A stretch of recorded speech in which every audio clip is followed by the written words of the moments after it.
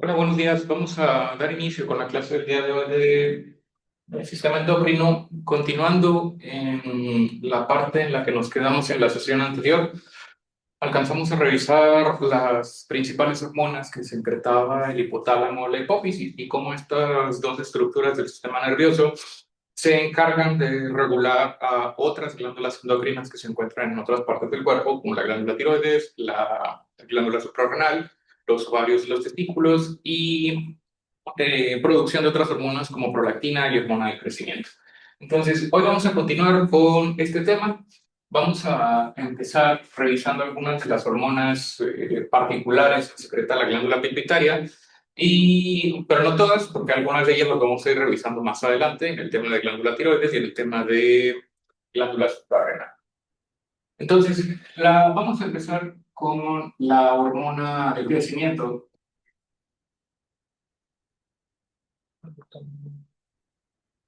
La hormona del crecimiento.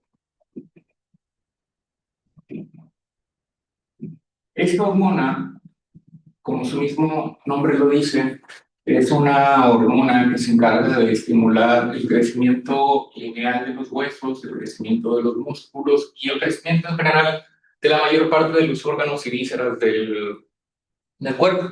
La hormona del crecimiento, como lo vimos también en la clase anterior, está regulada, o bueno, para empezar, se sintetiza en las células somatotropas de la glándula pituitaria, o específicamente de la hipófisis anterior, las células somatotropas.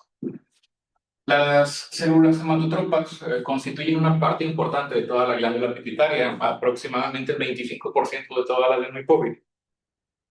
Son células somatotropas. La liberación de esta hormona depende de la interacción de dos hormonas que se liberan desde el hipotálamo, que vimos en la clase anterior. El hipotálamo produce una hormona que se llama GHRH, que se encarga de estimular la liberación de hormona del crecimiento. Por otro lado, existe otra hormona, se llama GHIH, también conocida como somatostatina, que se encarga de inhibir la liberación de la hormona del crecimiento. Esto también se conoce como somatostatina. Estas dos hormonas hipotalámicas, GHRH y GHIH, se encargan de estimular o inhibir la liberación de hormona del crecimiento. Y a su vez, la hormona del crecimiento se encarga de actuar en muchos órganos y tejidos, como por ejemplo, actúa a nivel del hígado, aunque también actúa en otros tejidos, como por ejemplo el tejido adiposo,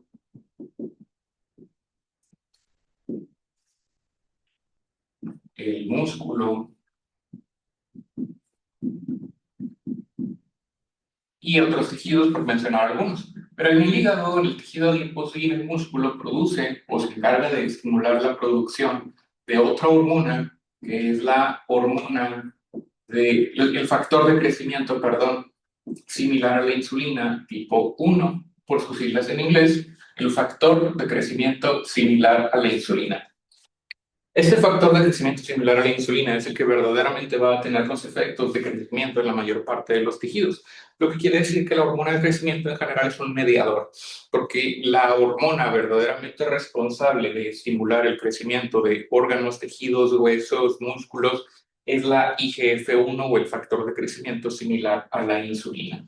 Entonces, hay factores que estimulan la liberación de GH, por ejemplo, por mencionar algunos de estos, algunos mecanismos o factores que estimulan la liberación de GHRH, podemos mencionar aquí la hipoglucemia.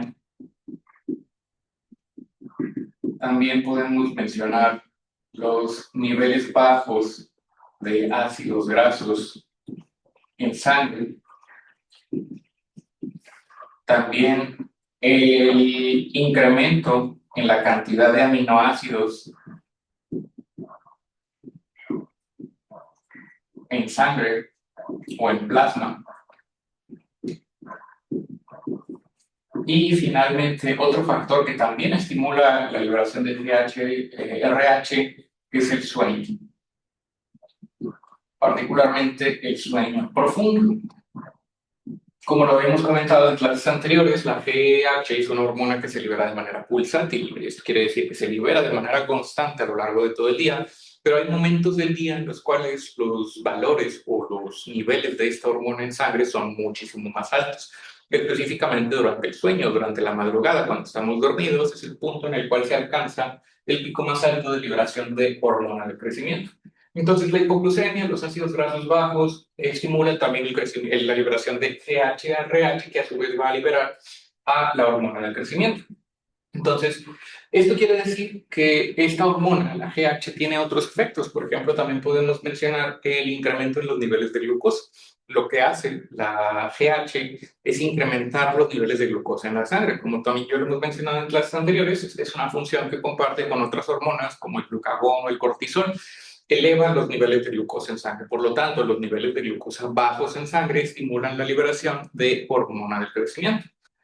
Al mismo tiempo, también tenemos factores que estimulan la liberación de GH y H. Y por mencionar algunos, aquí serían los opuestos. Si la hipoglucemia estimula la liberación de GHRH, la hiperglucemia estimula la liberación de GH y H. También los niveles elevados de ácidos grasos en sangre. Al mismo tiempo, los niveles bajos de aminoácidos en sangre también estimulan la liberación de GH y H. Y finalmente, aquí podríamos mencionar otros factores, como por ejemplo la obesidad. Esto en parte explica por qué aquellos niños que tienen un sobrepeso u obesidad tienen una mayor cantidad de tejido adiposo en comparación con otros niños de su misma edad que no tienen esa condición, pueden llegar a presentar una menor liberación de hormona de crecimiento y por lo tanto una menor, un menor crecimiento o alcanzar una talla menor en comparación con sus contrapartes que no tienen esta característica o esta condición. Y aquí también falta mencionar que la IGF-1, que es la que de nuevo estimula o ejerce los efectos de crecimiento sobre el hueso, músculo, órganos en general, también genera una retroalimentación negativa, pero lo hace a través de la IGH, o sea, a través de la somatostatina. Lo que quiere decir que la IGF-1 también es un factor que estimula la liberación de GH y H. De esta manera, esta hormona se encarga de autorregular o de regular más bien o limitar la liberación excesiva de hormona del crecimiento, porque cuando se libera la hormona del crecimiento, eso produce una elevación en los niveles de IGF-1 y por lo tanto, conforme se incrementan en sangre los niveles de IGF-1, esta produce un incremento en la liberación de somatostatina que va a inhibir la liberación de hormona del crecimiento. Entonces, es un mecanismo de retroalimentación negativa, nada más que tiene un par de pasos extra a lo que habíamos visto en el eje en la clase anterior, en el cual solamente eran 3 hormonas, por ejemplo, en el caso de la hormona tiroidea, la TRH, la TSH y la hormona tiroidea, pero en este caso, como son 2 hormonas reguladoras de la hormona del crecimiento, pues la IGF-1 no actúa directamente sobre la GHRH, sino que lo hace sobre la GH-IH, también conocida como somatostatina. Esa es la forma en la cual se libera esta hormona y lo que nos falta de ver es solamente cómo, porque estos son sus efectos o algunos de los efectos de la IGF-1. Pero lo que nos falta de revisar es la forma en la cual ejerce esos efectos. Al igual que otras hormonas, la hormona del crecimiento va a actuar en un receptor. Entonces, el receptor de hormona del crecimiento es un receptor de citocinas, que es otro tipo de receptor que mencionamos solamente de manera breve en clases anteriores, pero que no describimos su funcionamiento particular. Este receptor de citocinas es importante mencionar que es un receptor, primero, extracelular, que se encuentra en la membrana celular. La hormona del crecimiento es una hormona peptídica, por lo tanto, actúa en receptores que se encuentran afuera de la célula, recordando que las hormonas hidrosolubles actúan en receptores que se encuentran afuera de la célula. Este receptor es un receptor de dominio único transmembrana, lo que quiere decir que, a diferencia del GPCR que vimos en la clase anterior, este solamente atraviesa en una ocasión la membrana celular. Y su funcionamiento, pues podríamos decir que es ligeramente más fácil o menos complejo en comparación con el receptor asociado a proteína G. Aquí vamos a mencionar primero algo importante. Los receptores tienen la capacidad de actuar de manera individual o pueden funcionar de manera conjunta con otros receptores de características similares o de características distintas. En el caso del receptor asociado a proteína G, por ejemplo, vimos que este receptor actuaba de manera independiente, o sea, no necesita el funcionamiento o no necesita la presencia de otro receptor para que este receptor pueda funcionar y responder a un primer mensajero o a una hormona. Pero hay algunos receptores que sí necesitan del acompañamiento o de la interacción con otro receptor, como es el caso del receptor de hormona de crecimiento. Entonces, en la membrana celular de las células que responden a esta hormona, vamos a tener múltiples receptores para hormona del crecimiento, que sería, por sus siglas en inglés, el GHR por receptor de hormona del crecimiento. En este caso, la hormona del crecimiento, nuestro primer mensajero, actúa en uno de los dos receptores y produce o estimula la unión con otro receptor de características idénticas. Entonces, aquí lo que estoy dibujando de color azul se representaría la hormona del crecimiento. La hormona del crecimiento actúa en receptores que se encuentran en la membrana celular, pero en este caso, al unirse, no se une solamente a un receptor, sino que se está uniendo a dos receptores de manera simultánea. Cuando dos receptores, cuando un receptor funciona de manera individual, a eso le llamamos que el receptor funciona como un monómero. Cuando una hormona produce la unión de dos receptores y es necesaria esa unión para que los receptores puedan funcionar, a eso se le llama dímero, o al proceso de la formación de los dímeros se le llama dimerización, que es cuando dos receptores funcionan de manera simultánea para responder a la señal de una hormona o de un mensajero, en este caso de un primer mensajero que es la hormona. El receptor asociado a proteína G es un ejemplo de un monómero porque se funciona de manera independiente. El receptor de citocinas de la hormona del crecimiento es un ejemplo de un dímero o de un receptor que sufre de esta dimerización porque se requieren dos receptores para producir una respuesta en el interior de la célula. A su vez, los dímeros pueden funcionar con receptores que tienen características similares. Esto quiere decir homodímeros cuando se trata de dos receptores que tienen las mismas características estructurales. En este caso, es un receptor de hormona de crecimiento con otro receptor de hormona de crecimiento. Son similares, son idénticos, los dos tienen las mismas características. Por lo tanto, es un dímero porque son dos receptores y es un homodímero porque son dos receptores que tienen las mismas características. Pero hay algunos receptores, como lo vamos a ver en la siguiente clase, que funcionan con heterodímeros o que pasan por un proceso de heterodimerización. Esto quiere decir que son dos receptores, pero que tienen características distintas.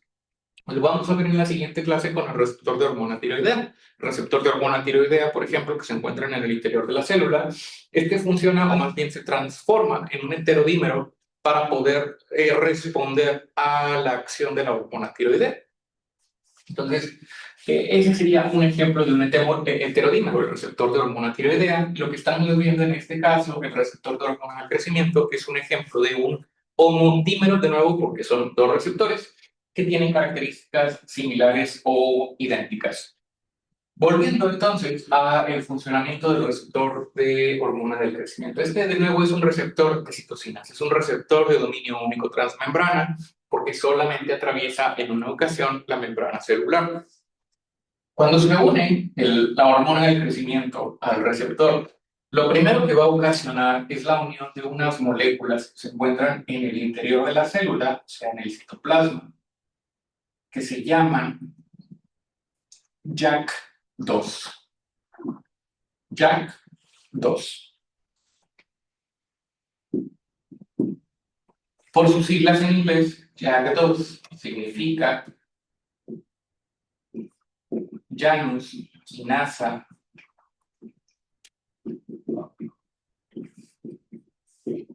tipo 2. Esta proteína lo que va a hacer es unirse al receptor de hormona del crecimiento y van a producirse tres cosas.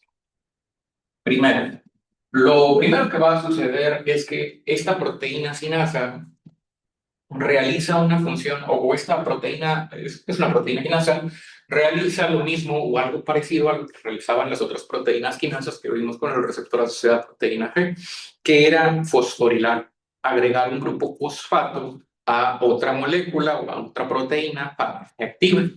Entonces, lo que hace JAK2 en este caso es agregar un grupo fosfato al receptor de hormona del crecimiento. O sea que lo va a fosforilar. Fosforila el receptor de hormona del crecimiento. Y cuando esto sucede, usualmente también ocurre una autofosforilación de la misma proteína quinasa, o sea que esta también se fosforila. Una vez que esto ya ocurrió, cuando se fosforiló el receptor de hormona del crecimiento, el resultado de la fosforilación de este receptor es la apertura de unos sitios de unión para otras moléculas que también se encuentran en el interior de la célula, que son unos sitios de unión para otra molécula que se llama STAT, también por sus siglas en inglés. Entonces, hasta ahorita lo que hemos visto es que lo primero que sucede es que el primer mensajero, o sea, la hormona del crecimiento, se une con su receptor.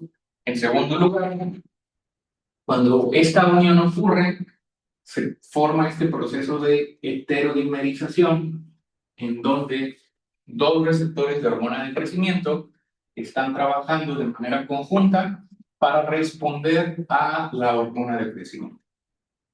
Posteriormente, la activación de los dos receptores va a producir que en el interior de la célula se activen estas moléculas que se llaman JAK2 y van a producir la fosforilación del receptor. Entonces, hasta ahorita el receptor está fosforilado y el receptor abrió estos sitios de unión para otra molécula que se llama STAT. JAK2 se encargó de fosforilar al receptor de hormona del crecimiento o a los dos receptores de hormona del crecimiento y abrió los sitios de unión para esta otra molécula que se llama STAT. STAT también se encuentra en el interior de la célula. STAT recibe este nombre por sus, o más bien son siglas. STAT significa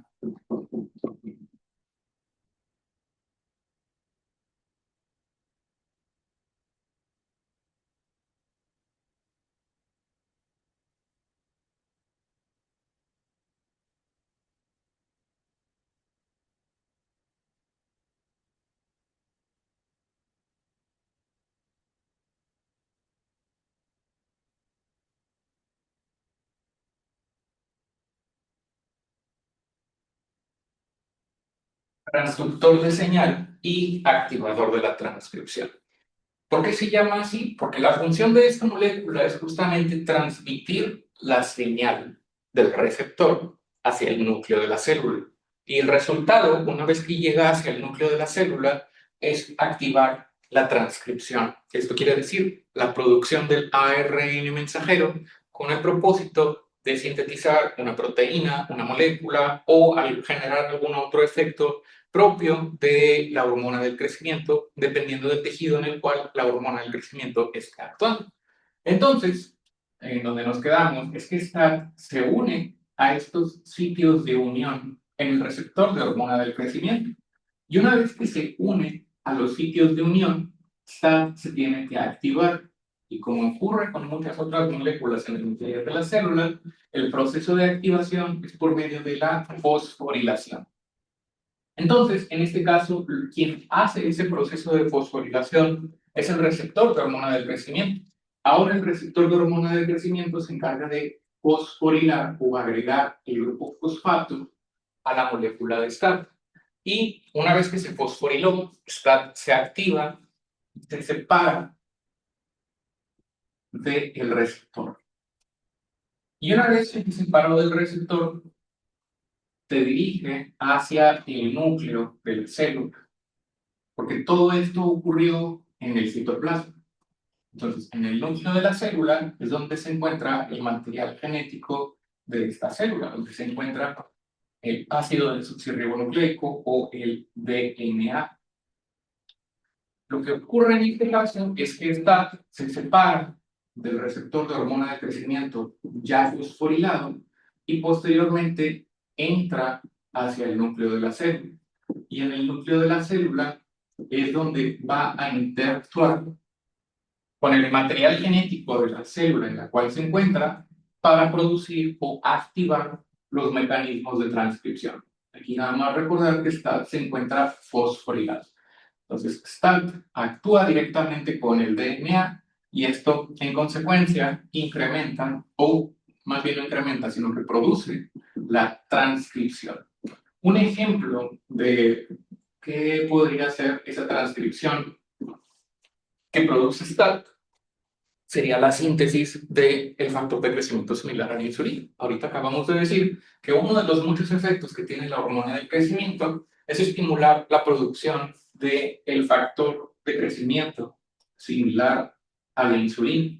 Entonces, uno de los efectos que produce el transductor de señal y activador de la transcripción es justamente transcribir o generar el ARN mensajero para que se empiece a sintetizar en los ribosomas de la célula el factor de crecimiento similar a la insulina o el IGF-1.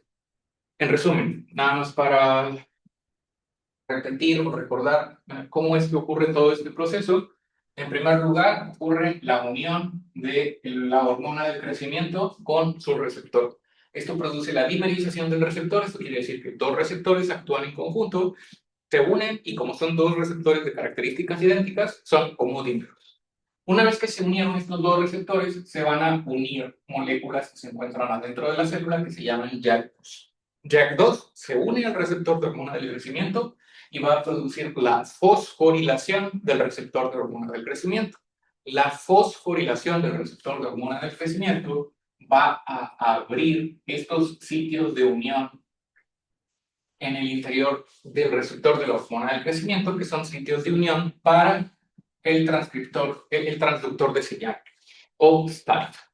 Cuando se abren estos sitios de unión, permiten que el transductor de señal, o STAT, se una al receptor de hormona del crecimiento, y eso va a producir la fosforilación del receptor de hormona del crecimiento, de la molécula STAT.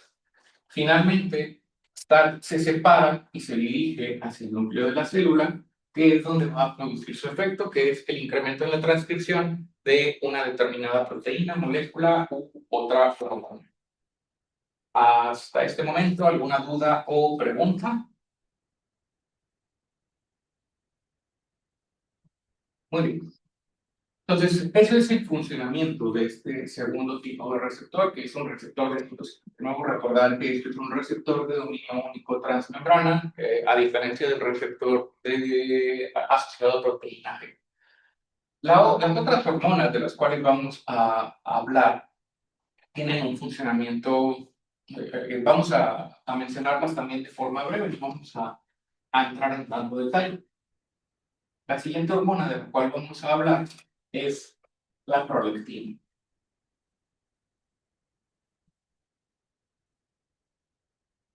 La prolactina, como ya vimos, se sintetiza en las células lactotropas de la adenohipófisis. Las células lactotropas también constituyen una parte muy importante de toda la hipófisis anterior. Aproximadamente la mitad de todas las células de la adenohipófisis son células lactotropas. La liberación de esta hormona depende principalmente, o está regulada por dos hormonas que son la TRH y la dopamina. La TRH estimula la liberación de prolactina, la TRH hipotalámica estimula la liberación de prolactina, mientras que la dopamina permite la inhibición en la liberación de prolactina. Entonces, TRH estimula y prolactina y dopamina inhibe la liberación de prolactina. El efecto principal de la prolactina es incrementar la producción de leche en las glándulas mamarias, que ocurre normalmente en el periodo inmediato a que nace el producto o a que nace el bebé para la lactancia. Y uno de los principales mecanismos que va a producir la liberación de prolactina es la misma estimulación del pezón. La estimulación del pezón también puede generar una mayor liberación de prolactina, entonces esto también funciona como una especie de ciclo de un mecanismo de retroalimentación positiva, porque mientras el bebé se mantenga tomando leche, estimula el pezón y eso va a generar que en la mamá se produzca más prolactina y más producción de leche. En cuanto el bebé deje de amamantar, que deje de estimular el pezón, se detiene la producción de prolactina y es ahí cuando se detiene la producción de leche. Pero eso depende de la decisión de la mamá principalmente. La prolactina actúa a través de un receptor de prolactina. El receptor de prolactina no lo vamos a ver porque es otro receptor de citocinas. Esto quiere decir que funciona casi de manera idéntica al receptor de hormona de crecimiento con unas diferencias estructurales en el receptor, o sea, no es completamente idéntico, pero funciona de una manera bastante similar al receptor de hormona del crecimiento. Entonces, todos los pasos que dimos para el receptor de hormona del crecimiento son pasos similares a los que ocurren con el receptor prolactina. También es un receptor de dominio único transmembrana, también se homodimeriza, también produce la activación de las moléculas JAK2 y las moléculas STAT. Entonces funciona de una manera prácticamente similar, con algunas diferencias insignificantes que lo diferencian del receptor de hormona de crecimiento, pero la verdad es que no vale mucho la pena entrar en esos detalles que son mínimos. Lo importante es conocer cómo funciona el receptor de citocinas y que estas dos hormonas, la prolactina y la hormona del crecimiento, actúan en ese tipo de receptores. Finalmente, las últimas dos hormonas que vamos a revisar de la hipófisis son las que se producen en la hipófisis, perdón, no que se producen, que se almacenan en la neurohipófisis. En la neurohipófisis se almacenan dos hormonas que se producen en el hipotálamo. Estas dos hormonas son la arginina, vasopresina, también conocida como hormona antidiurética o ADH por sus siglas en inglés. Y la otra hormona que produce la neurohipófisis es la oxitocina. Estas dos son hormonas peptídicas que de nuevo se producen, perdón, en el hipotálamo, no en la hipófisis, viajan a través de los axones de las neuronas que las sintetizan en el núcleo supraóptico y paraventricular y finalmente se almacenan en la neurohipófisis de donde son liberadas. La arginina vasopresina o la ADH tiene, o más bien, las dos sintetizan la ADH y la oxitocina en el mismo sitio, en los núcleos supraóptico y paraventricular del hipotálamo. Estos son los sitios de síntesis de estas dos hormonas, los núcleos supraóptico y paraventricular.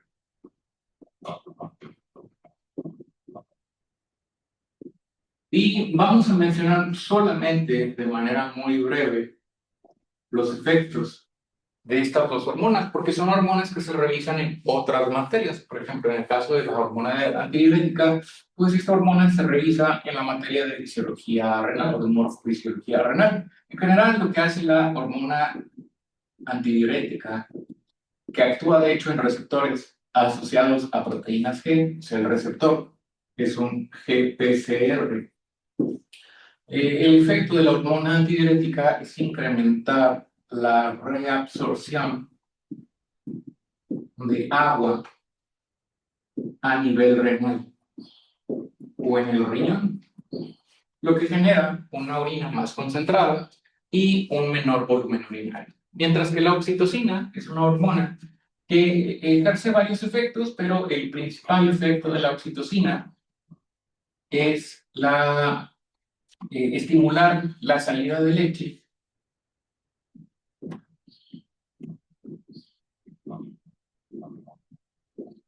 del pezón durante el proceso de lactancia, y el otro efecto de la oxitocina es el que vimos también en la clase anterior, que es el de la contracción uterina durante el trabajo de parto, a través de este mecanismo de retroalimentación positivo. Entonces la oxitocina y la prolactina, las dos son necesarias para que se pueda producir la leche en el caso de la prolactina, y para la salida de la leche es necesaria la oxitocina. La oxitocina también tiene otros efectos a nivel del sistema nervioso central que de nuevo no vamos a abordar nosotros porque se van a ver en otras materias. Esto ya es lo último que nos faltaba, el tema de hipotálamo e hipófisis. Y de nuevo, solamente estamos viendo estas hormonas porque no las vamos a volver a ver más adelante. El resto de las hormonas hipofisiarias, que son la TSH y la ACTH, las vamos a ver esta semana a continuación y la siguiente semana en el tema de glándula suprarrenal, como parte del funcionamiento normal de la glándula tiroides y de la glándula adrenal para la producción de hormonas tiroideas y de cortisol. Entonces, el siguiente tema que vamos a ver a continuación es el de glándula tiroides. La glándula tiroides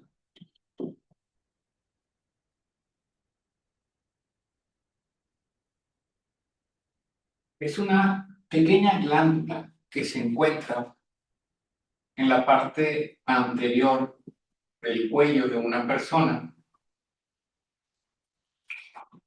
y que normalmente se encuentra ligeramente más abajo de el cartílago cricoides, o donde se encontraría lo que idealmente se conoce como la manzana de Adán. Ahí, más o menos adelantito de ese cartílago, en condiciones normales no es palpable, entonces si ustedes intentan palpar su propia glándula tiroides, probablemente no van a lograr identificarla con facilidad, a menos que tengan algún crecimiento normal de esta glándula o que haya algún nódulo presente ahí. Esta glándula macroscópicamente está formada por dos lóbulos. Dos lóbulos que tienen un tamaño aproximado de 4.5 centímetros de alto.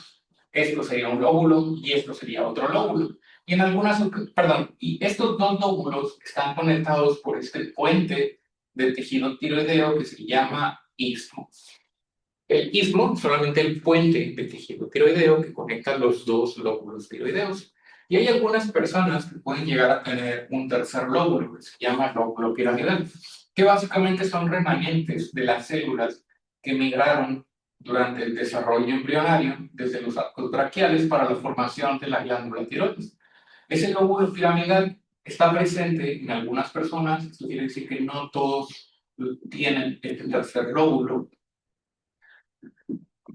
Y es solamente un hallazgo que encontramos en algunas personas, pero que no tiene ningún significado clínico para esa persona. Esto quiere decir que tener ese lóbulo o no tenerlo no quiere decir que yo voy a tener con mayor probabilidad de enfermedades tiroideas o que tengo más riesgo de tener cáncer o alguna otra condición. Simplemente es una variación anatómica que se encuentra en algunas personas y que la mayoría de las personas no tienen, pero es nada más para saber que existe ese lóbulo piramidal y que si me un ultrasonido y me dicen que tengo ese lóbulo, pues que no debo de preocuparme, simplemente es una variante anatómica.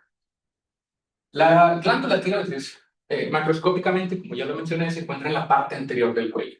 Pero lo que más nos interesa a nosotros es conocer la estructura microscópica de la glándula tiroides. La glándula tiroides está formada, cuando nosotros hacemos un corte de la glándula y observamos un pedazo de ese tejido tiroideo bajo el microscopio, vamos a observar que la glándula tiroides está formada por folículos tiroideos. Esto quiere decir que las células tiroideas están organizadas de tal manera que forman como una especie de esferas o círculos a los que les llamamos folículos. Cada uno de estos representaría una célula folicular, también conocida como tirocito. Entonces, en este caso, un tirocito, porque son células de la glándula tiroides, o célula folicular, que serían cada una de estas células que cuando están inactivas normalmente se encuentran aplanadas y cuando están activas pueden adquirir una forma un poquito más cuboidea.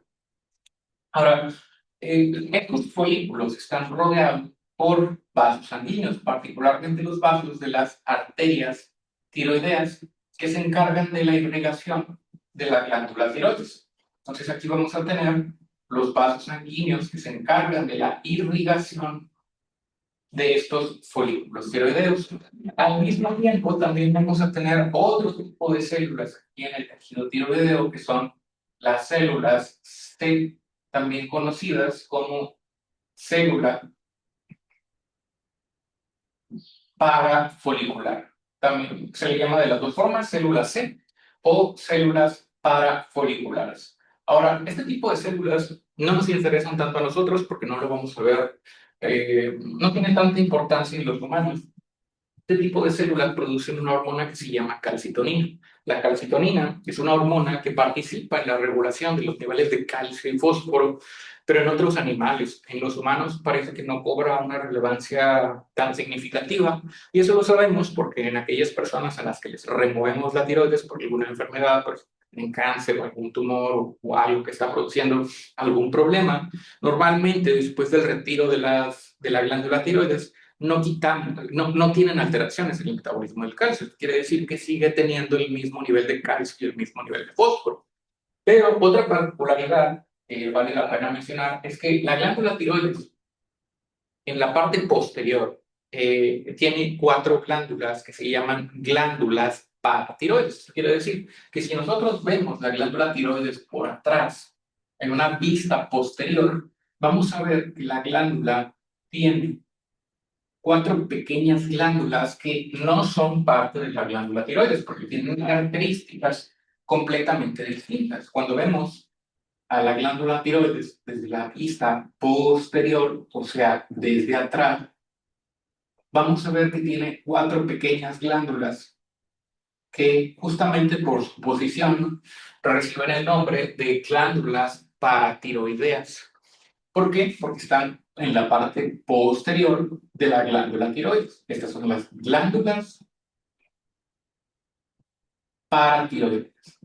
Las glándulas paratiroides o paratiroideas producen una hormona que se llama PTH u hormona paratiroidea.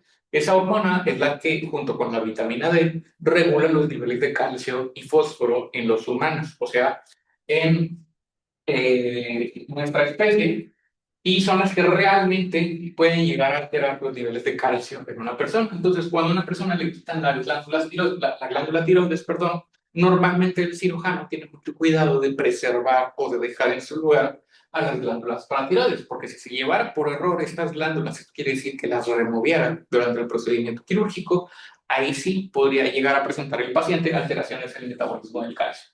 Pero eso era nada más desviándome un poquito para explicar la importancia de las células C, que de nuevo son células parafoliculares que producen calcitonina, que es una hormona que en otros animales sí tiene una función importante, pero al menos en humanos parece que no la tiene. Volviendo entonces a la anatomía de la glándula tiroides está formada por muchos folículos, no nada más son folículos. Quiere decir que por acá hay otro folículo tiroideo y de nuevo cada folículo tiroideo está formado por estas células aplanadas que se llaman células foliculares o tirocitos. Y los vasos sanguíneos rodean todos estos folículos. Otra cosa importante sobre estos folículos es que en la parte interna del folículo vamos a encontrar una sustancia que es rica en hormonas tiroideas, que se llama coloide tiroideo. Entonces, todos estos folículos están rodeados por vasos sanguíneos. Y en el interior del folículo tiroideo se encuentra esta sustancia que se llama coloide. Este también es el coloide tiroideo. Y por acá también coloide tiroideo. Entonces, estos son los folículos tiroideos que están formados, perdón, por células foliculares o por tirocitos, y en el interior de esos folículos tiroideos se encuentra el coloide. Conocer la estructura histológica de la glándula tiroides es importante porque nos va a ayudar a entender mejor a continuación el proceso de hormonogénesis o el proceso de síntesis de las hormonas tiroideas. Ahora, pasando al proceso de síntesis, o sea, la función real de la glándula tiroides. La glándula tiroides se encarga de la producción. La función de la glándula tiroides es la producción de hormonas tiroideas. ¿Qué son las hormonas tiroideas? Las hormonas tiroideas son dos. Las hormonas tiroideas son la T3 y la T4, también llamada triiodotironina y tiroxina o tetraiodotironina. Y ahorita vamos a ver por qué se llaman así. Las hormonas tiroideas son básicamente tirosinas yodadas. Y ahorita vamos a entender por qué son tirosinas yodadas. Yodadas.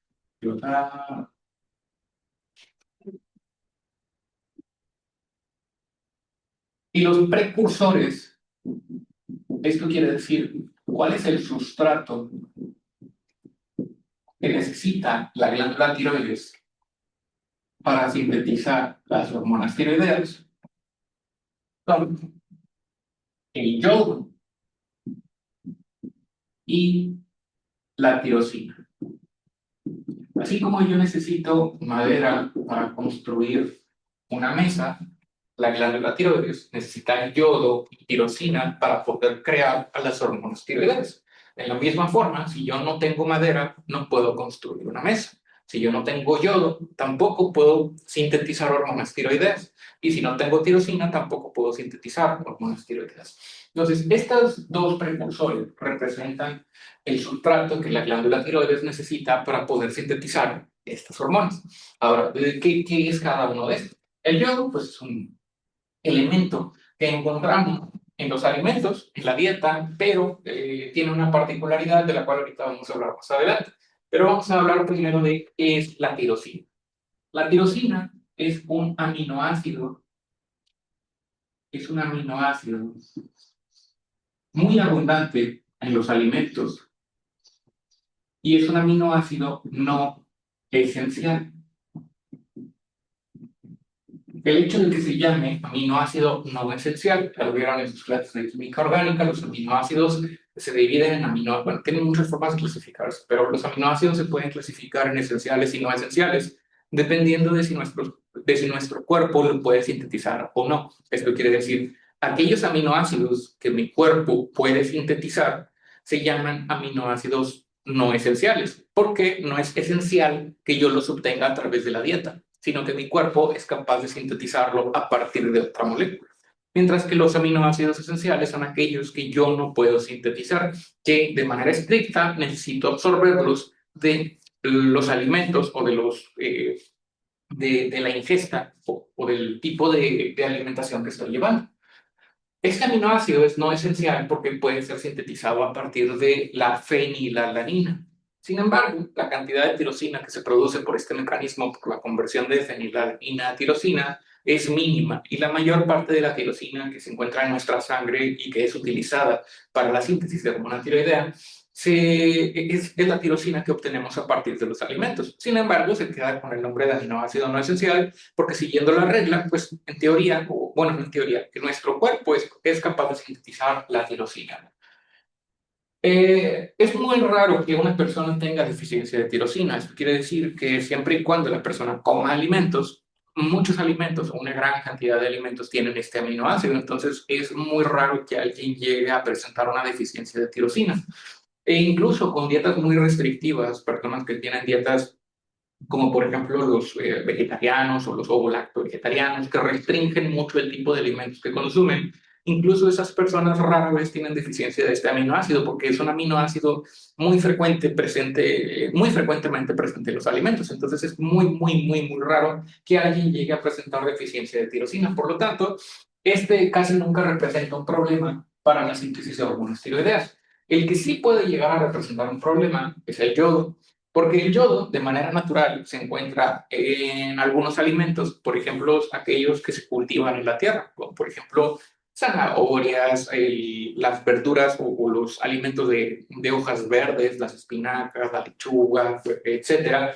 Pero el contenido de yodo presente en esas verduras o en esos vegetales depende directamente de la cantidad de yodo que haya habido en la tierra en la cual fueron cultivados, lo cual cambia mucho la concentración de yodo dependiendo de la tierra en la cual se cultivaron dichos alimentos. Si por alguna razón el alimento se cultivó en una tierra que no era rica en yodo, pues el alimento básicamente no va a tener yodo. Otra fuente natural de yodo son las algas marinas y una buena parte de los alimentos que obtenemos del mar, pescados, mariscos, camarones, entre otros. Pero fuera de eso, pues realmente no hay muchas otras cosas que tengan yodo. Entonces, esto provocó durante mucho tiempo que algunas personas presentaran deficiencia de yodo, lo que quiere decir que no obtenían suficiente yodo a partir de los alimentos, sobre todo si tenían la mala suerte de vivir en un área del mundo en la cual la tierra no tuviese una cantidad suficiente de yodo. Si la tierra no tiene yodo, pues los alimentos tampoco tienen yodo, y eso podía generar que las personas desarrollaran deficiencia de yodo. Y al tener deficiencia de yodo, no eran capaces de sintetizar hormonas tiroideas y desarrollaban una condición que se llama hipotiroidismo, de lo cual vamos a hablar ahorita más adelante, que es cuando una persona no tiene la capacidad para producir la suficiente cantidad de hormonas tiroideas. Entonces, a partir de ese conocimiento, cuando nosotros entendimos que la razón por la cual estas personas tenían hipotiroidismo o una producción insuficiente de yodo fue que se desarrollaron o se instauraron mecanismos o políticas de salud pública en las cuales se adicionaba con yoduro o con yodato a algunos de los alimentos más comunes, de consumo más común por los humanos. Por ejemplo, la sal. Todo el mundo come sal. La sal es fundamental para el mantenimiento de los principales iones en nuestra sangre, como por ejemplo el sodio y el cloro. Entonces, todo el mundo come sal de mesa. No hay persona en el mundo que no consuma cloruro de sodio o sal de mesa. Por lo tanto, como todo el mundo la consume, pues algo que nos puede ayudar para garantizar que la población en general consuma una suficiente cantidad de yodo también es agregarle yoduro o yodato a la sal de mesa, porque de esa manera garantizo que las personas, independientemente del área del mundo en la cual vivan, van a consumir la suficiente cantidad de yodo. Por eso es que si ustedes leen la etiqueta de la mayoría de la sal, van a leer que dice sal yodada o sal yodatada, porque es cloruro de sodio al cual durante el proceso de industrialización, perdón, durante el proceso de manufactura de ese alimento, se le agregó de manera artificial yoduro o yodato, con el propósito de evitar que la gente o que las personas desarrollen deficiencia de yodo y por lo tanto hipotiroidismo.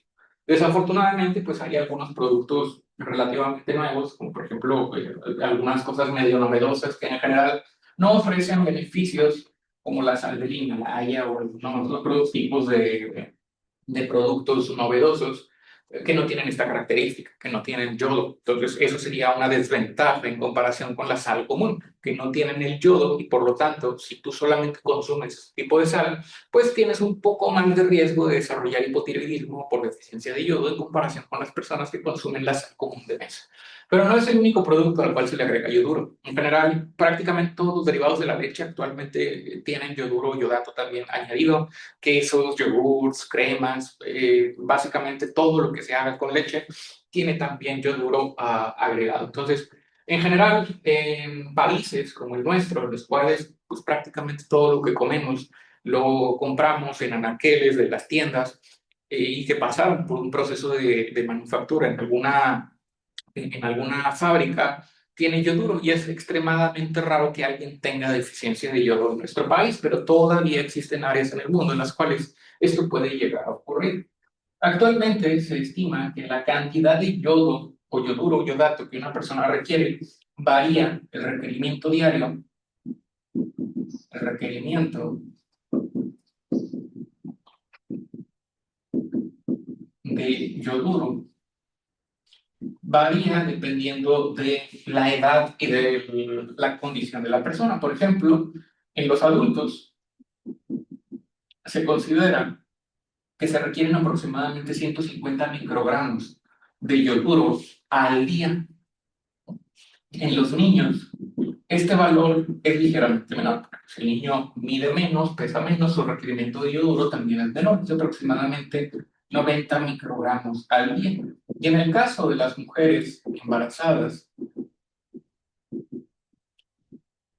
requieren producir hormonas tiroideas no nada más para ellas, sino también para el producto que está en gestación. Entonces, en ellas, el requerimiento de yoduro es ligeramente mayor, de 200 microgramos al día.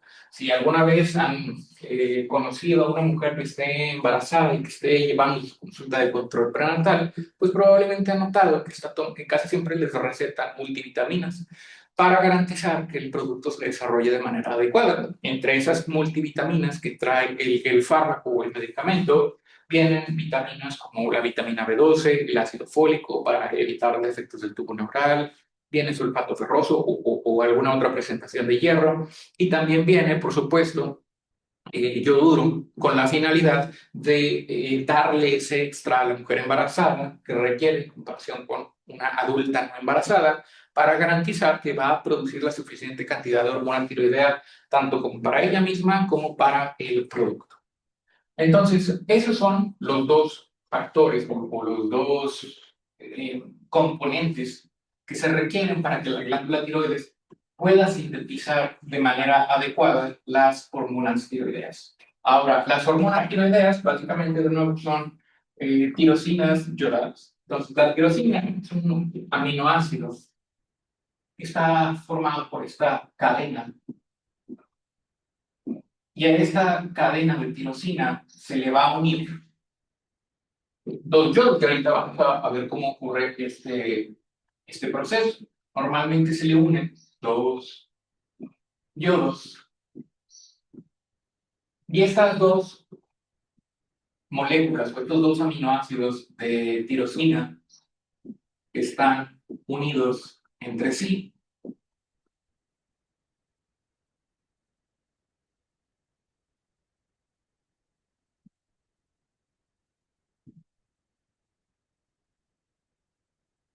Y esa es la molécula de la hormona tiroidea. Y ahorita vamos a entender por qué está formada de esa manera y qué lo separa la T3 de la T4. Pero es nada más para ver la estructura general.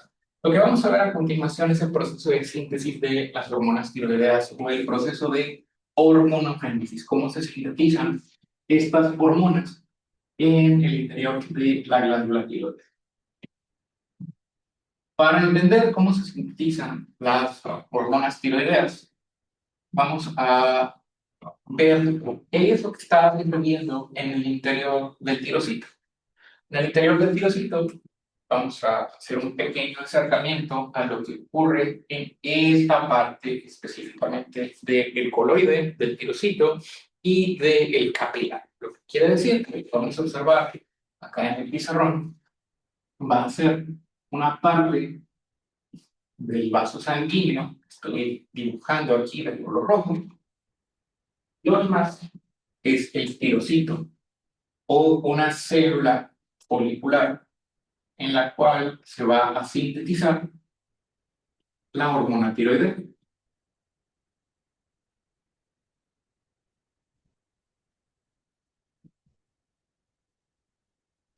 Lo voy a hacer más grande.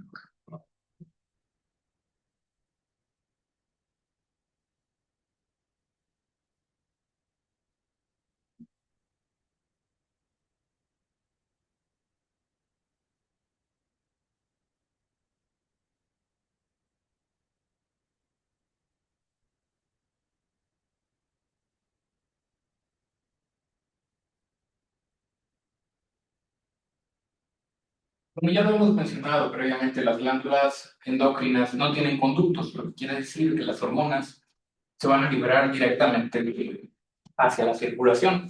Entonces, lo que estamos viendo aquí sería una parte del capilar, de esto que está ahí, sería el capilar o el vaso sanguíneo, el vaso que se encarga de la irrigación del tejido tiroideo, que sería esta porción. Después tenemos el tirocito o la célula folicular, sería esta estructura que está aquí en la parte central, el tirocito.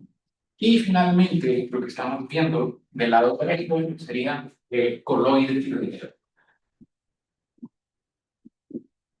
Y vamos a ver cómo es que ocurre todo este proceso de hormonogénesis. Entonces, lo primero que va a ocurrir va a ser la captura del yoduro o del yodato. Pero la captura del yoduro o el yodato requiere de un factor estimulante. Si ustedes recuerdan lo que vimos en la clase anterior del hipotálamo y hipófisis, vimos que el hipotálamo y la hipófisis son las estructuras del sistema nervioso que se encargan de regular la síntesis y liberación de las hormonas que se producen en otras glándulas endócrinas, como por ejemplo la glándula tiroides. Entonces, el hipotálamo se encarga de producir una hormona que se llama TRH. El hipotálamo, como lo vimos en la clase anterior, produce una hormona que se llama TRH y que a su vez la TRH va a actuar sobre la glándula hipófisis para producir una hormona que se llama TSH, conocida como hormona estimulante de tiroides. Y finalmente la TSH va a actuar en la glándula tiroides para que la glándula produzca T3 y T4. Por lo tanto, ¿cuál va a ser el estímulo principal para que se produzcan las hormonas tiroideas? La TSH que está liberando la hipófisis, la TSH que libera la hipófisis y que se encuentra en la sangre, porque la hipófisis libera la TSH hacia la sangre y esta se dirige hacia la glándula tiroides. Ahora, como ya lo hemos visto, las hormonas que produce la hipófisis, la mayor parte de ellas son hormonas peptídicas. En este caso, la TSH es una glucoproteína que actúa en receptores asociados a proteína G. Entonces, la TSH actúa en un receptor asociado a proteína G que se encuentra en la membrana celular, perdón, del tirocito. O sea que este es el receptor de TSH. El receptor de TSH es el sitio en el cual va a actuar la hormona tiroidea. Entonces, la hormona tiroidea, perdón, la hormona estimulante de tiroides. La hormona estimulante de tiroides estimula o activa el receptor de TSH que se encuentra en el tirocito. Y esto va a producir varios efectos. Primero, hay que mencionar el receptor de TSH. Hay dos tipos de receptor de TSH. Los dos son receptores asociados a proteína G, pero en la clase anterior vimos que los receptores asociados a proteína G podían ser de varios tipos, podían ser, y que el tipo de receptor asociado a proteína G variaba dependiendo de la subunidad que tuviera el receptor. Por ejemplo, teníamos receptores que tenían una subunidad alfa S y otros receptores que tenían una subunidad alfa Q. Bueno, en este caso, hay receptores para TSH que tienen una subunidad alfa S y hay otros receptores para TSH que tienen una subunidad alfa Q, lo que quiere decir que vamos a tener un montón de segundos mensajeros en el interior del tirosito. Entonces, me voy a saltar la mayor parte de esos pasos porque en teoría ya los vimos en la clase anterior y nos vamos a ir directamente a cuál va a ser el resultado o el efecto de la activación del receptor. Entonces, en este caso, por ejemplo, el primer mensajero, la TSH, activa el receptor asociado a proteína G. Produce la separación de la proteína G, se separa en una subunidad alfa y una subunidad beta gamma, y esto va a producir, en primer lugar, el incremento en la producción del segundo mensajero. Uno de los segundos mensajeros es el AMP cíclico, como ya lo vimos en la clase anterior. El AMP cíclico se encarga de activar a su vez la proteína quinasa A. La proteína quinasa A.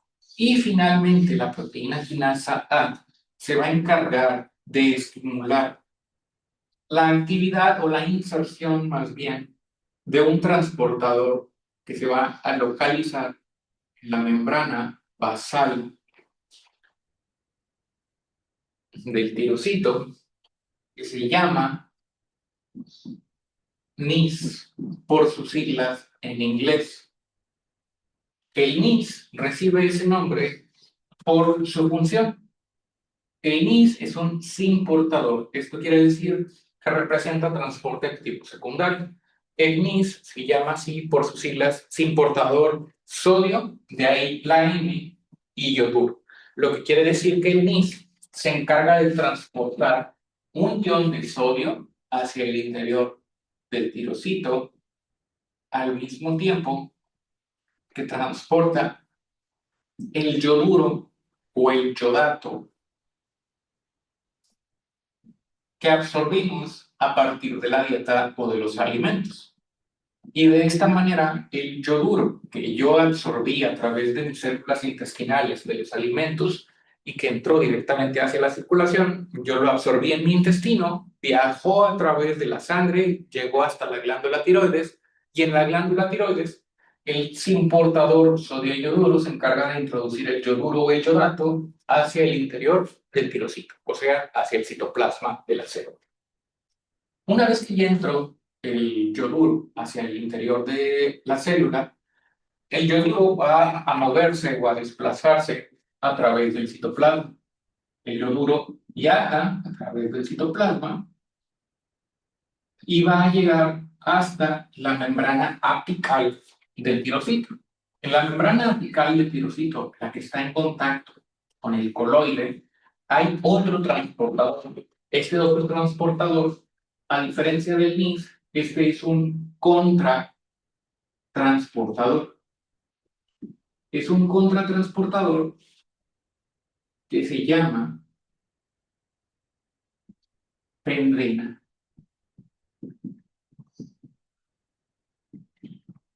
La pendrina es un contratransportador y se llama contratransportador porque va a mover iones en direcciones opuestas. En este caso, el yoduro se mueve hacia el exterior, o sea, hacia el coloide, pero la pendrina al mismo tiempo está moviendo otro ion en la dirección opuesta, que es el cloro.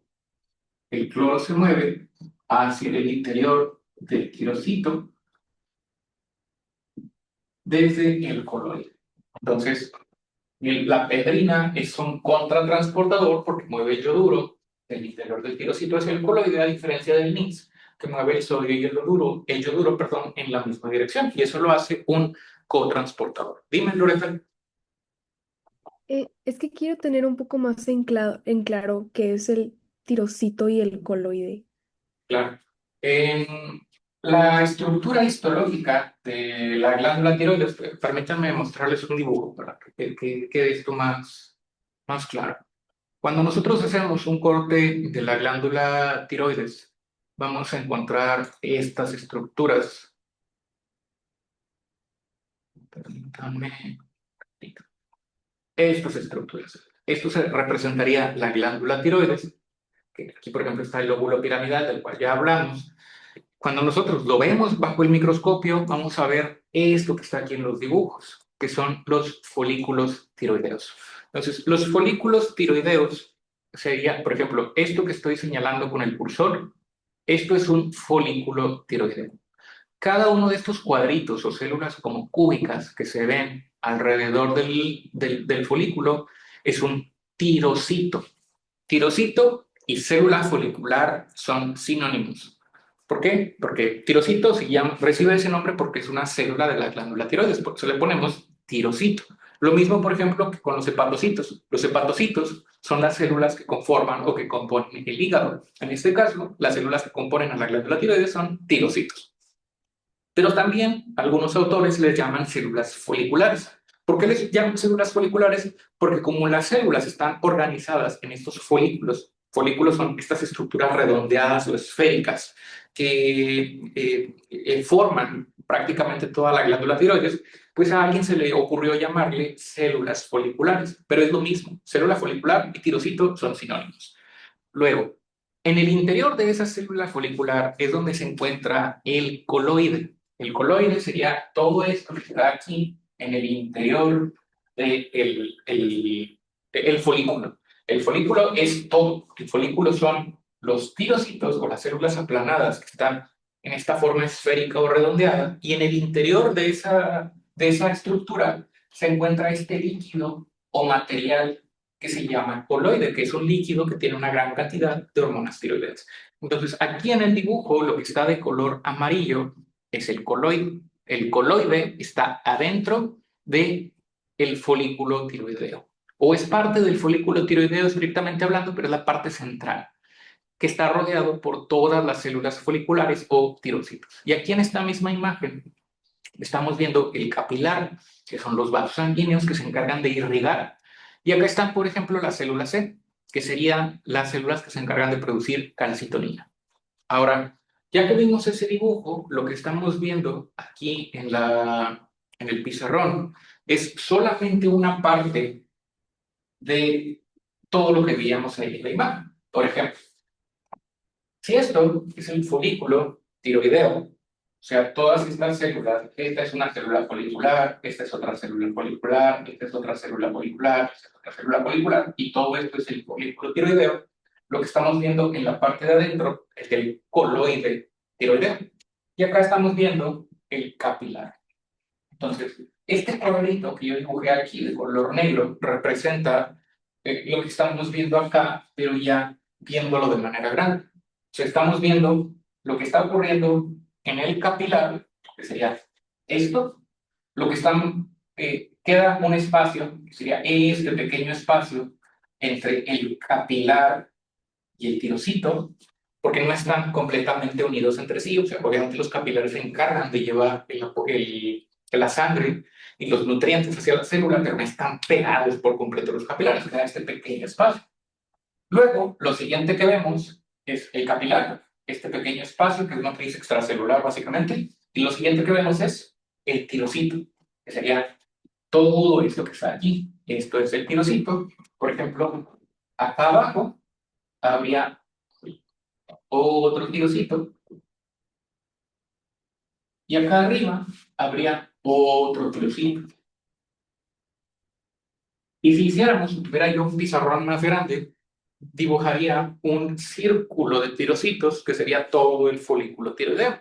Pero como no me interesa ahorita ver todo el folículo, me interesa ver cómo se sintetizan las hormonas tiroideas, pues nada más me estoy enfocando en lo que sucede en un tirocito. Pero en general este proceso se está repitiendo en todos los tirocitos.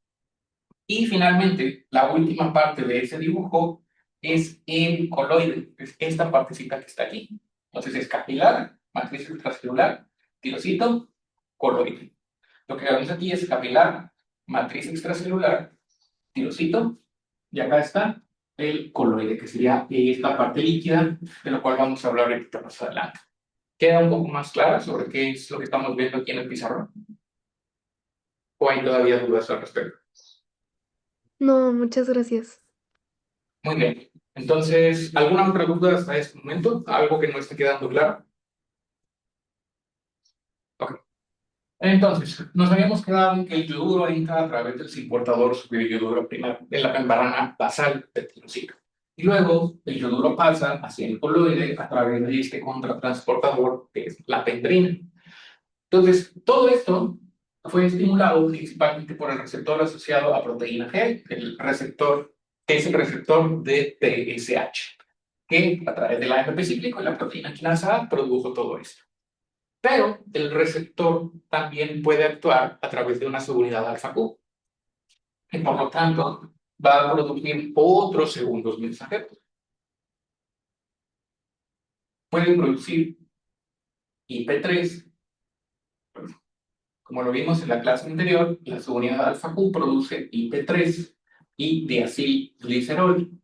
Y esto produce la activación de la proteína quinasa C. Proteína quinasa C. No es tan relevante que sepan esos segundos mensajeros porque no se los vamos a preguntar. O sea, no les vamos a preguntar individualmente esto que está ocurriendo aquí. Esto es nada más para reforzar un poco lo que vimos en la clase anterior. Pero, o sea, sí tienen que saber el funcionamiento, obviamente, del receptor asociado a proteína G. O sea, todo lo que vimos en la clase anterior, eso sí lo tienen que saber. Entonces, este receptor, a través de estos segundos mensajeros y a través de esta proteína quinasa A, va a actuar, en este caso, en el núcleo de la célula. En el núcleo de la célula. Está la PKC y va a actuar la proteína quinasa C en el núcleo de la célula. En el núcleo de la célula, lo que va a producir el receptor asociado a proteína G o el receptor del TSH es activar los genes de nuevo, este es el núcleo de la célula donde se encuentra el material genético, o sea, el DNA, y va a producir la formación del ARN mensajero para dos proteínas, que son, la primera de ellas, la tiroglobulina y la peroxidasa tiroidea. TPO, por sus siglas en inglés, TPO significa peroxidasa tiroidea. Y la otra proteína que se va a sintetizar es la TG, también conocida como tiroglobulina. Entonces se va a sintetizar TPO y se va a sintetizar tiroglobulina. Esto obviamente ocurre en los ribosomas, pero ya no quiero saturar más el dibujo, la ilustración, y nada más vamos a dejarlo en que la activación del receptor de TSH va a estimular la producción de estas dos proteínas, la peroxidasa tiroidea y la tiroglobulina. Entonces, una vez que se sintetizaron estas dos proteínas, cumplen con funciones muy importantes. Primero, la tiroglobulina es una proteína que, como todas las proteínas, está formada por aminoácidos. Y en este caso en particular, la tiroglobulina tiene una gran cantidad del aminoácido que requiero para la síntesis de hormonas tiroideas, que es la tirosina. Entonces, la tiroglobulina es la proteína que contiene en su interior a la tirosina, que es el aminoácido que yo necesito o que mi glándula tiroides necesita para formar las hormonas tiroideas. Entonces, lo que va a suceder es que la tiroglobulina va a salir hacia el coloide, atraviesa la membrana apical de la célula tiroidea y se dirige hacia el coloide. Entonces aquí, nada más con fines educativos e ilustrativos, vamos a suponer que este círculo que estoy dibujando aquí representa la tiroglobulina. Obviamente si no es una proteína está formada por esta cadena de aminoácidos que tienen estos pliegues que le dan su estructura tridimensional, pero de nuevo esto lo hago solamente con fines educativos e ilustrativos. Vamos a imaginarnos que en el interior de la tiroglobulina es donde se encuentra la tirosina, que es donde está la tirosina. Acá hay otra tirosina.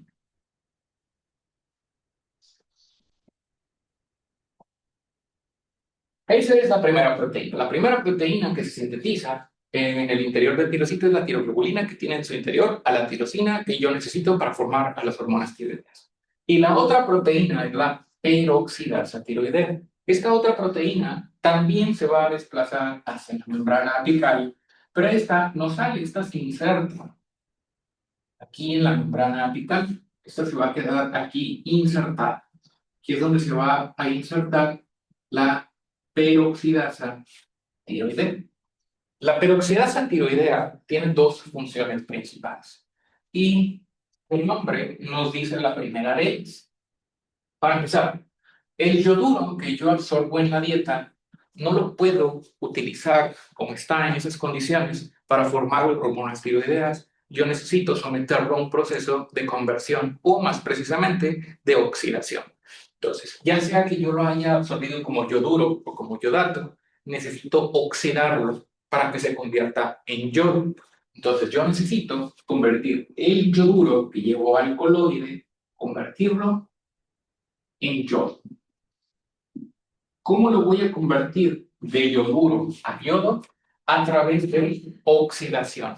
¿Y quién se va a encargar de ese proceso de oxidación? La peroxidasa tiroidea. Entonces, la peroxidasa tiroidea se va a encargar de convertir el yoduro que se encuentra en el coloide o el yodato y lo va a transformar en yodo. Por eso se llama peroxidasa tiroidea. Una vez que ya está el yodo oxidado o el yoduro oxidado y se transformó en yodo, ahora sí, el yodo se puede pegar con el aminoácido que se encuentra en la tiroglobulina. Entonces el yodo va a buscar específicamente a las partes de la tiroglobulina que tengan la tirosina y el yodo se va a pegar con la tirosina. Entonces aquí se va a unir el yodo, se le va a pegar a la tirosina. ¿Qué es lo que cataliza la unión del yodo con tirosina? Es justamente la peroxidasa tiroidea. Entonces, el otro efecto de la peroxidasa tiroidea es unir el yodo con la tirosina. Entonces, acá arriba, por ejemplo, habíamos dibujado esta estructura.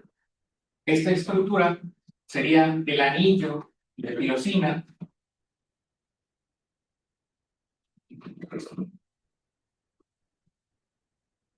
Esta estructura representaría el anillo de este aminoácido no esencial que se llama tirosina.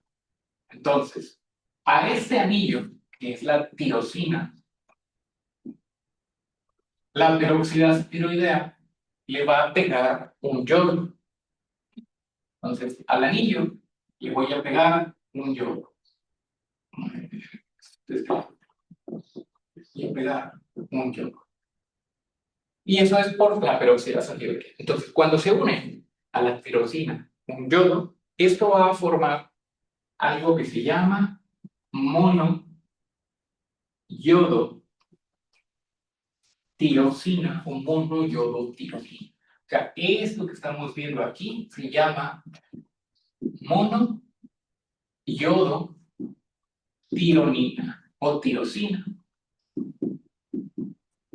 Mono yodo tirosina. ¿Por qué se llama así? Uno, porque es el anillo de tirosina, y dos, porque es un yodo, por eso el prefijo mono y yodo. Entonces, mono yodo tirosina. Es una tirosina pegada con un yodo. Pero también la peroxidasa tiroidea puede pegar más de un yodo en la molécula de tirosina. Esto quiere decir que le puede pegar dos yodos a la molécula de tirosina. O sea que en lugar de pegarle uno, le pego dos. Y eso va a formar diyodo tirosina. O sea que al anillo de la tirosina, la peroxidasa tiroidea, en lugar de que le pegue uno, le pega dos. Y a eso se le llama diyodo tirosina. Si se le pega un yodo, es monoyodotirosina. Si se le pegan dos yodos, es diyodotirosina. Pero estamos hablando del mismo anillo de tirosina. Entonces, en el interior de la tiroglobulina se están formando, se están produciendo la monoyodotironina o también se está formando diyodotirosina. Eso quiere decir que las dos se están formando al mismo tiempo. En la tiroglobulina se están formando tirosinas que se le pegan a las que se les pega un yodo y al mismo tiempo hay otras tirosinas a las que se les pegan dos yodos. Entonces, una vez que ya se pegaron estas monoyodotironina y diyodotironina, ahora lo que va a suceder es que la monoyodotironina se puede unir con una diyodotironina. ¿Qué quiere decir? Que acá, en esta estructura, por medio de un enlace peptídico, la tirosina se puede pegar con otra tirosina, que sería este anillo, y pegarse a una monoyodotironina. Entonces, en este caso, vamos a ponerlo al revés para que tenga sentido, porque lo vamos a mencionar ahorita más adelante. Lo que estamos viendo aquí sería esto, es una diyodotirosina, y esto que estamos viendo acá es una monoyodotirosina. ¿Por qué? Esto es una tirosina pegado con dos yodos, y esto es una tirosina pegado con un solo yodo. Entonces, lo que ocurrió es que una diyodotirosina se pegó con una monoyodotirosina. ¿Y cuál va a ser el resultado de esta unión? La triyodotirosina. Tri, porque son tres yodos. Uno, dos, tres. Triyodo, tres yodos con tirosina. Con dos tirosinas en este caso. Entonces, eso es la T3. La triyodotirosina o triyodotironina resulta de la unión de una monoyodotironina con una diyodotironina. Pero al mismo tiempo también se puede resultar el caso en el cual se una diyodotironina con otra diyodotironina. Entonces, ¿qué va a suceder cuando se une una diyodotironina con otra diyodotironina? O sea, en lugar de que se una mono con di, que se unan dos di. Si son dos di, en ese caso, van a ser cuatro yodos, porque son dos di. Dos diyodopironinas se unen y forman una tetrayodotironina, también conocida como T4 o tiroxina. Entonces, las hormonas tiroideas son tirosinas yodadas, que puede ser T3, que es una diyodotironina con una monoyodotironina, o la T4, que es una diyodotironina con otra diyodotironina. Y ese es el proceso de síntesis de las hormonas tiroideas. Hasta este momento, ¿alguna duda o pregunta? Muy bien. Entonces, continuando, una vez que ya se sintetizaron las hormonas tiroideas, todo esto de nuevo hay que recordar que está ocurriendo en el coloide tiroideo.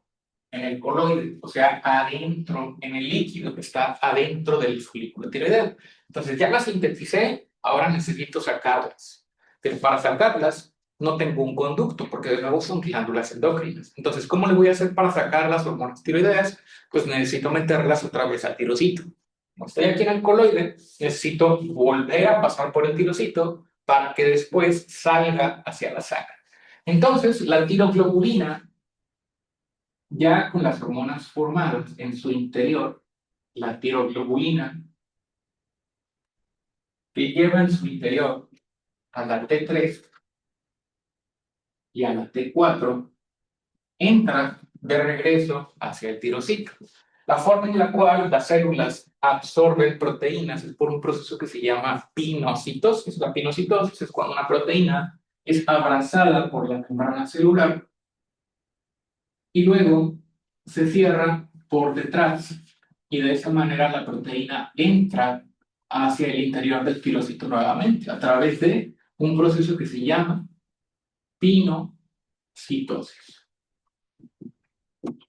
Entonces, una vez que ya está adentro del tirocito, otra vez la tiroglobulina va a romper específicamente las enzimas o las lisosimas que se encuentran adentro en el citoplasma del tirocito, van a provocar la ruptura de la tiroglobulina. Van a hacer que la tiroglobulina se rompa y libere hacia el exterior, o sea, hacia el citoplasma, a la T3 y a la T4. Y eso normalmente ocurre por las lisosimas o los lisosomas, que rompen a la T4, destruyen la tiroglobulina y hacen que la tiroglobulina libera la T3 y la T4 que están en su interior. Y luego aquí finalmente lo que ocurre para que pueda salir hacia la sangre es recordar en primer lugar lo que son las hormonas tiroideas. Las hormonas tiroideas son hormonas liposolubles. Las hormonas tiroideas son hormonas liposolubles. Ustedes recuerdan la clasificación que vimos el primer día. Las hormonas se dividían en hidrosolubles y liposolubles. Y las hormonas tiroideas entraban dentro de la definición o de la clasificación química, de derivadas de aminoácidos, porque se derivan a partir de la tirosina, pero también entran en la clasificación de hormonas liposolubles. Las hormonas liposolubles tienen la característica de que pueden atravesar la membrana celular. Recordar que las membranas celulares están formadas por una bicapa de fosfolípidos. Entonces, las hormonas liposolubles no tienen problemas para atravesar esa bicapa de fosfolípidos y pueden salir a través de la membrana celular. Y de esa manera, la T3 y la T4 se liberan directamente hacia la sangre para llegar hasta la circulación. En general, todas las hormonas tiroideas que produce la glándula tiroides, la mayor parte de las hormonas son iguales. Esto quiere decir que el 90% de todas las hormonas tiroideas que produce la glándula tiroides son tetrayodotironina o tiroxina o T4. Y el 10% solamente es triiodotironina o T3, o sea que de todas las hormonas tiroideas que se liberan hacia la circulación, la mayor parte son T4 y una pequeña fracción es la T3. Y eso es muy importante por lo que vamos a ver más adelante. Una vez que son liberadas hacia la circulación, esto vamos a pasar al transporte, a la forma en la cual las hormonas se transportan en la sangre. Entonces, aquí, y yo creo que ya con esto vamos a terminar.